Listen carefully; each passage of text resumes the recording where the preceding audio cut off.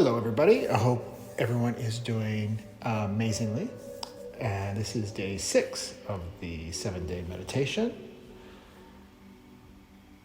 Let's just settle in to our bodies right here.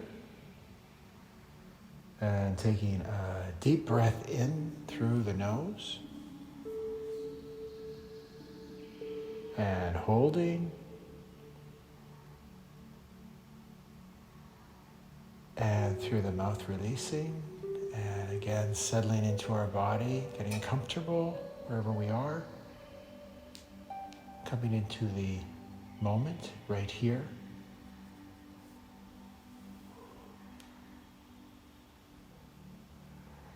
In the past 5 days, there's been a lot of information for you. And this is a process for you to align yourself and integrate with. So no worries. You don't have to figure it out. You don't have to remember it. Your higher self has your back at all times, and so do I. You're in a safe place. So, another breath in.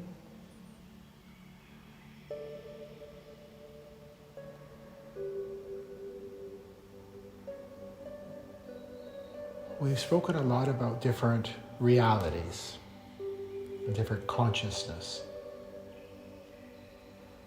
and how we, the world, is moving into another consciousness. Consciousness is like a country, and a reality is a city within that country. So we move to a higher consciousness, totally different rule set. And within that consciousness, we can move around into different realities. So the mass consciousness, the human consciousness that we're in right now, has a certain rule set. And whatever we do in this consciousness, it's always governed by the same rule set. And what we're doing together is we're moving to a higher consciousness, has a different rule set, more expansive, more generous, more brilliant. And within there, we can move around to different realities, but there's one reality to be in, and that is the one, which I have said many, many times, the one that is here in your body.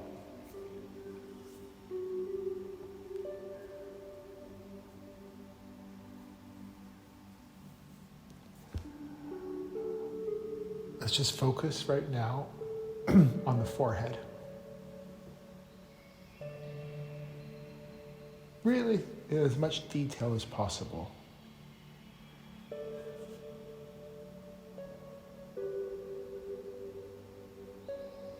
So part of our evolutional process is to always be expanding, and we are moving into different consciousnesses. We always have been. For all the millions of years that humans have been here, we have always moved into this evolutionary process, with or without our permission.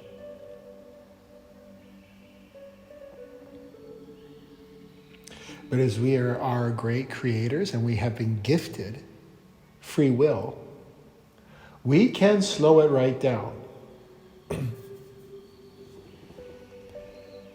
But then we are not in alignment with the movement, the expansion of the universal time. So there is a discrepancy. And in the past, and while we are now on version human 8.0, in the past, 7 times before, we were digging our feet in, but the universe will always proceed. It's like an elastic band when you pull it too far and then it has to snap back. And that's basically what has happened in the past. And that's why before we have had civilizations with great technology, very sophisticated, and they were wiped out. But this time, with what has happened and what is happening right now for us as we all feel it and experience it, this time there is enough of a human consciousness that already has made that move. If you like, the pioneers. That we have a chance to move to the next level without having to do a reset, without basically having to be wiped out and start all over again. Everything the universe does is about efficiency. And it's not very efficient to do that. So it's super exciting times. Super exciting times. Taking a breath in.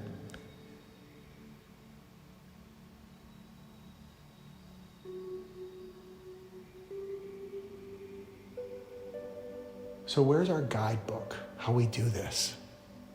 There's so many theories out there and schools and people getting up TED Talks and on the social medias, all with different explanations on how it is. Even science, the science community will say something with great authority, conviction, to only completely reverse that years later to something else with great conviction and authority. So no one knows. No one really knows. So where can we get this guidance? Well, I go to nature. Nature, as I've mentioned, is perfectly present. It knows exactly who, what it is, and who, what it is not. It's in the present moment. So I tune into the frequencies of nature, and I copy those frequencies. And from a cognitive level, I observe nature.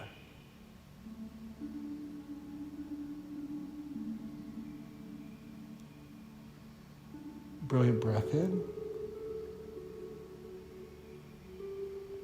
And like the cycles of nature, the seasons of nature, we have our own seasons and cycles. But we don't kind of flow through those seasons as gracefully as nature does.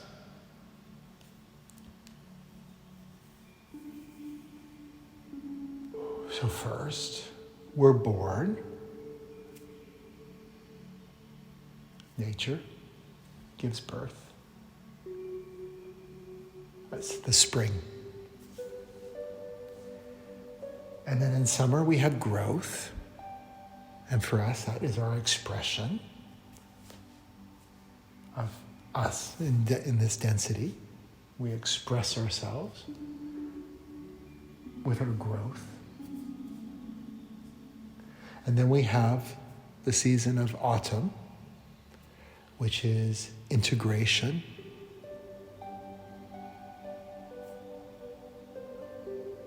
The beginning of the decay process, which again, we humans do not do that well. We decay, we are in the process of decay far too long. It's not what it was meant to be. For us to get so ill, to have such bad health, to be obese, have depression. And then we move into the final season, which is winter, the death space. And this is something we humans don't do well at all with. And we get stuck.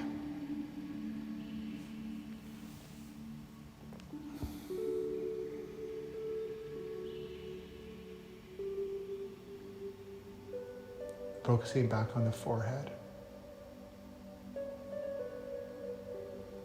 So all of these seasons with nature have been perfected with great synchronicity and efficiency.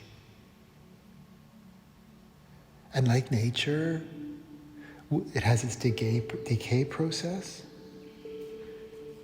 And that decay turns into fertile soil for the new birth. Nature lets go of everything that doesn't serve it. We don't do that. We prolong ourselves in the decay process. And when it comes to the death process, we do anything we can to avoid it. It's from those programs of light and dark, this polarity, this judgment. It's biological where it came from, the whole thing, go to the light, go to the light. It's from when we were just little cells. And for photosynthesis, for us to expand and grow, we need light. But somehow it got all moved around that light is good, dark is bad. Avoid darkness at all costs. And death, which is greatly misunderstood,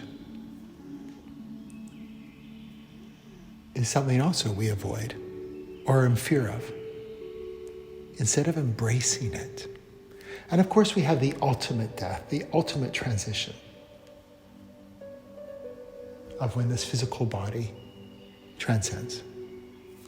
And in fact, it's a great privilege for us. It's a great gift for us from our timeless self, because it allows us to disconnect from all the programs, attachments that we have here, completely disconnect, so we could move to another level altogether. But we don't see it that way. So what we do, part of the avoidance of the death space, is we stay in the death space. We're doing the opposite of what we're trying to avoid. We're staying there. We're stuck in the death space, preventing us from moving on to the next cycle. So, as I mentioned, of course, there's the great life cycle, but we have these cycles all day long. So what I'm doing now is I'm bringing in these frequencies of nature. I'm helping you come into space-time. We all are, as a group. I work outside of space and time in these meditations. So if you're listening to this on a recording or later on or again, the frequencies are still there.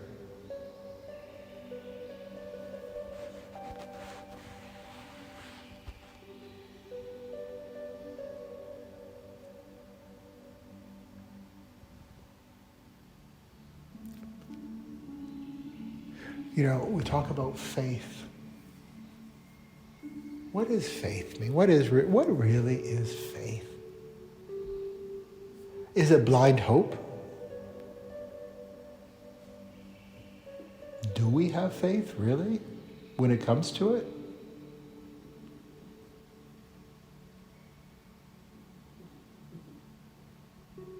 The original meaning of faith is about allowing your old self to die so as to move into the new simulation. This is this death space, which is in between the simulations. The realities that we are rendering ourselves here. Everything that's in your life has been chosen by you. Maybe not consciously, but we have created this reality. No one else. There's nothing else. There's no darkness pulling you down. There's no whatever we refer to as Satan or against you. Why would it be? Really, what do we humans have that are so valuable that something else outside of this reality needs to destroy us.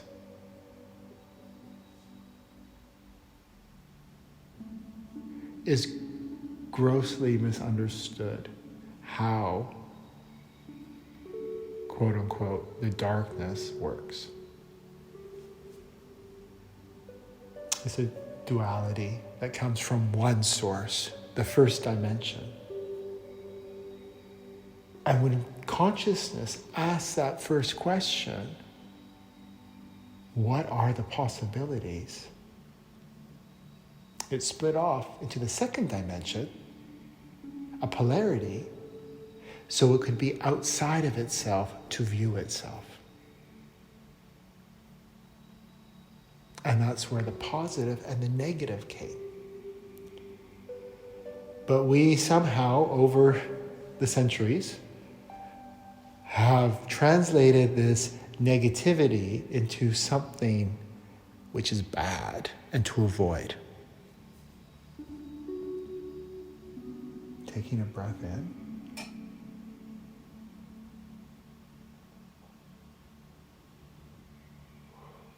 So as we become more aware of the seasons of nature, as we become more aware of our inner seasons, we start to let go and we start to go with the flow and just observe.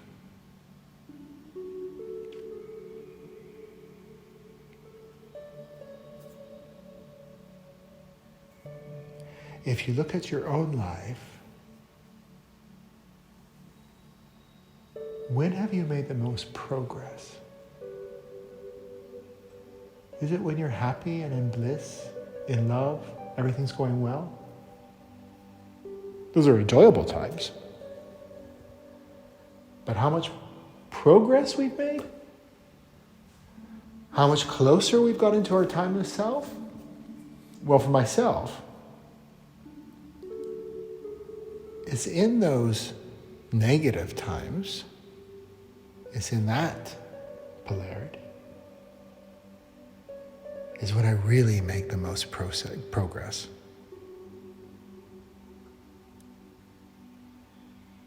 So if you like the negative, the darkness, however you label it, those are power tools for us to keep in harmony. In another meditation, I can go into much more detail how it all works. So taking a deep breath in.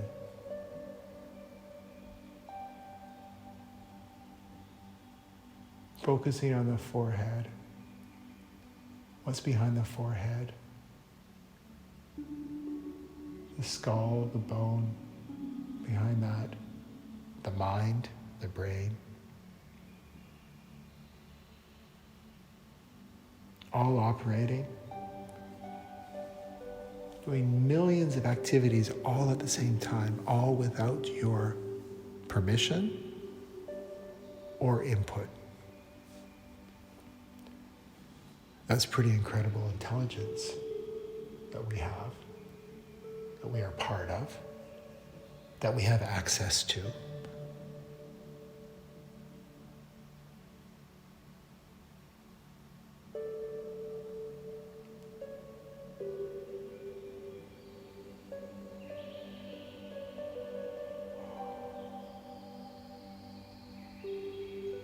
So as we flow more into the universal time, we also get to step in to the time of these seasons and the processes of the seasons. And we get to let go.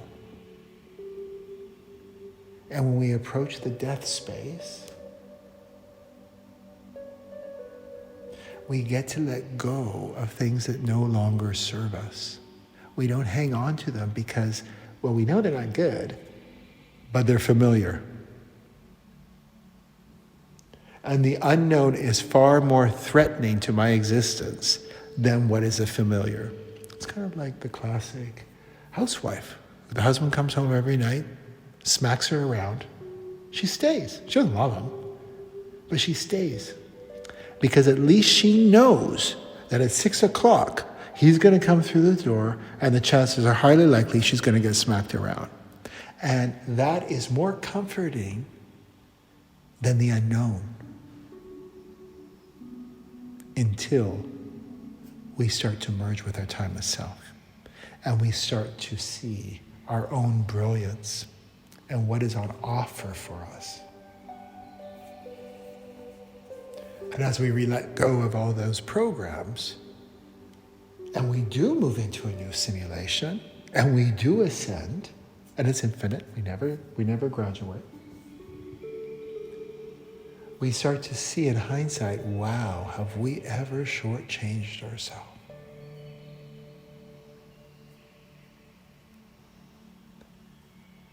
Once this is opened up to you, and it will be, there is no one special. So there is no judgment on the other side. So it can't be like, well, you get it, but no, sorry, you don't. That's a judgment. And there is no judgment. It's available for everybody.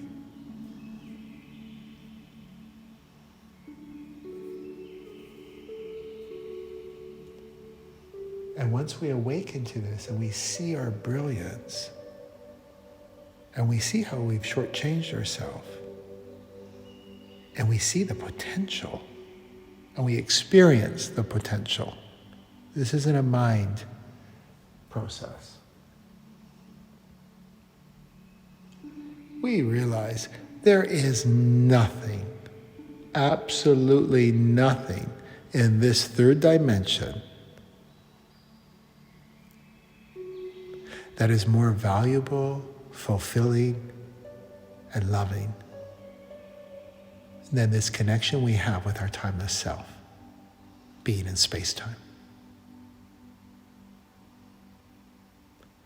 And that's why I said in my last meditation,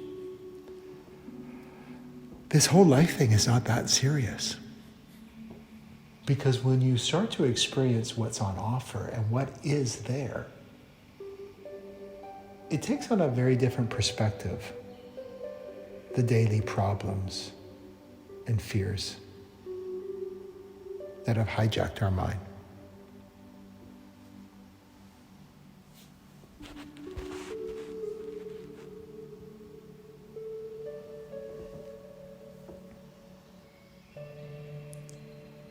Another breath in.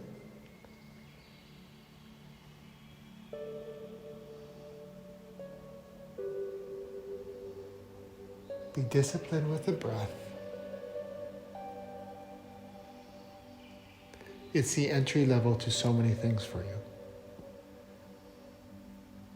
But if you can't be disciplined with the breath, it's very difficult to be disciplined to manifest within or in your environment.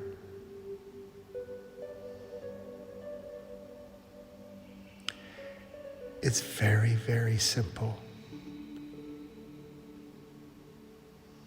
It's so simple that it escapes most people. I like to be like Winnie the Pooh. Very simple. Very simple, my journey.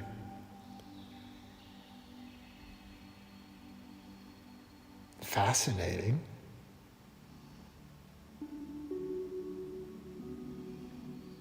The concept, the journey is simple, but what is revealed is anything but simple. It's amazing.